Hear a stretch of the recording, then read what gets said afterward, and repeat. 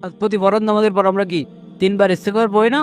আস্তাগফিরুল্লাহ, আস্তাগফিরুল্লাহ, আস্তাগফিরুল্লাহ। এরপরে আল্লাহুম্মা আনতাস সালাম ওয়া মিনকাস সালাম তাবারাকতা ইয়া দাল জালালি ওয়াল ইকরাম। এই যে দোয়া। লা ইলাহা ইল্লাল্লাহু ওয়াহদাহু লা শারীকা লাহ, লাহুল মুলকু ওয়া লাহুল হামদু ওয়া হুয়া আলা কুল্লি শাইইন কাদির।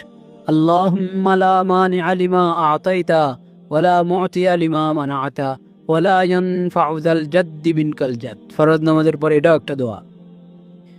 লা ইলাহা ইল্লাল্লাহু ওয়াহদাহু লা শারীকা লাহ, লাহুল মুলকু ওয়া লাহুল হামদু ওয়া হুয়া আলা কুল্লি শাইইন কাদির। লা হাওলা ওয়া লা কুওয়াতা ইল্লা বিল্লাহ। লা ইলাহা ইল্লাল্লাহ ওয়া লা না'বুদু ইল্লা ইয়াহ, লাহুন নি'মাতু ওয়া লাহুল ফাজলু ওয়া লাহুস সানাউল হাসান।